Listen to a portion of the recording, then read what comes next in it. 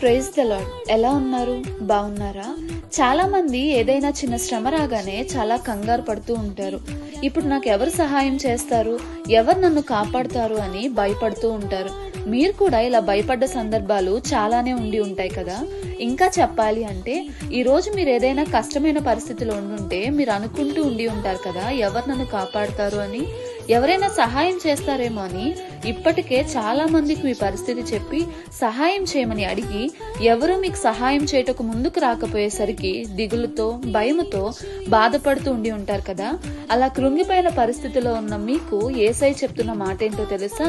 కీర్తనలు 121వ అధ్యాయం 4వ వచనం. నిన్ను కాపాడువాడు కునుకడు, నిద్రపోడు.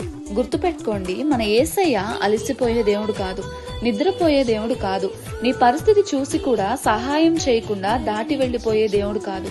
నీ పరిస్థితుల వల్ల అందరూ నిన్ను విడిచిపెట్టచ్చేమో కానీ భయముతో ఒంటరిగా కృంగిపోతూ ఉన్న నిన్ను చూచి ఆయన విడిచిపెట్టే దేవుడు కాదు. మరి ఇప్పుడైనా యేసయ్య వైపు తిరుగుతారా? ఎలా అయితే మనుషులకు మీ పరిస్థితి చెప్పుకున్నారో అలానే యేసయ్యకి కూడా చెప్పుకొని నాకు సహాయం చేయమని ఆయన అడుగుతారా? మరి ఆ రీతిగా మీరు అడిగినట్టయితే, ప్రార్థించినట్టయితే దేవుడు ఖచ్చితంగా మిమ్మల్ని కాపాడేవాడే ఉన్నాడు, రక్షించేవాడే ఉన్నాడు. మరి ఈ మాటలు వింటున్న మీరు ఆయన వైపు తిరగండి, యేసయ్యకు ప్రార్థన చేయండి, ఆయన ఇచ్చే మేలు పొందుకొనండి. దేవుడు మిమ్మును మీ కుటుంబమును దీవించునుగాక. ఆమేన్.